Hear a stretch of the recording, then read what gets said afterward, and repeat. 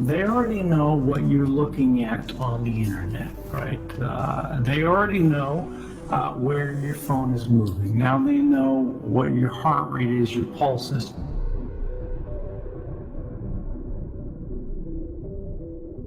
Five years later, the coronavirus is gone, this data is still available to them, they start looking for new things.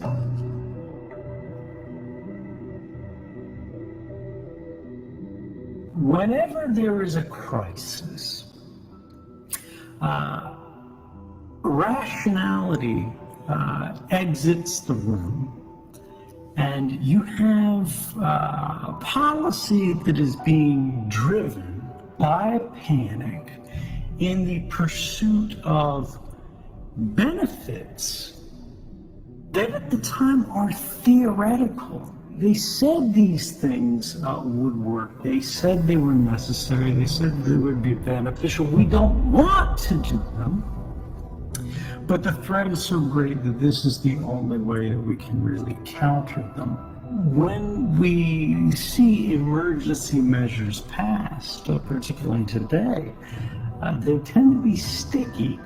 The emergency tends to be expanded. Then the authorities become comfortable. They start to like it. And the original emergency passes. Coronavirus is gone, is no longer a big thing. They find new applications, new uses for this new power they gained. And they went, well, maybe we don't need to give this up. Maybe we can pass a new law that makes this permanent authority. And we've seen this happen in country after country. It's not a local, domestic issue.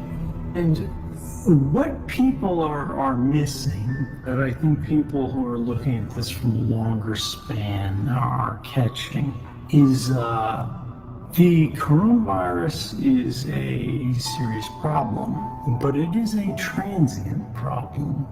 We will eventually have the vaccine, or even if we don't, we will eventually have herd immunity. In 2 years, this problem will be gone. But the consequences of the decision that we make now are permanent. What we have is a transition from government that's looking at us from the outside in mass surveillance. They used to be looking at your phone, right, and they wanted to know what you were clicking on, right? They want to know what you were reading, what you're buying, this kind of associated information. But now when we get into this health context, they want to know, are you ill? They want to know your physical state. They want to know what's happening under your skin. If we permit to say, look, we can track every cell phone of every person everywhere all the time. We can make inferences on the basis of this data set, and then we can take executive actions as a result of this information. What keeps them from going, well, we're worried about health, we're worried about public health, we're worried about protecting people?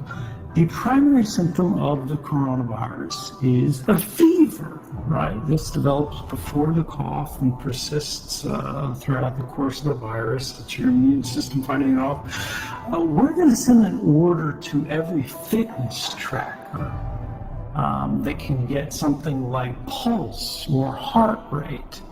And we're going to start demanding access to this kind of activity. And now we're going to go, well, these people have elevated pulses. And now, 5 years later, the coronavirus is gone, this data is still available to them, they start looking for new things. They already know what you're looking at on the internet, right? They already know where your phone is moving. Now they know what your heart rate is, your pulse is. What happens when they start to intermix these and apply artificial intelligence to it? And Harari asks, if you have this bracelet that tracks your temperature and your pulse, and they know you're watching a video, or you're just watching a speech from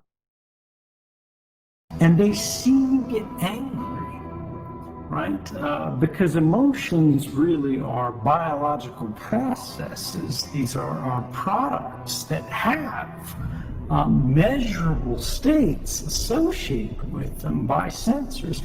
And they go, well, this person doesn't like what's being said.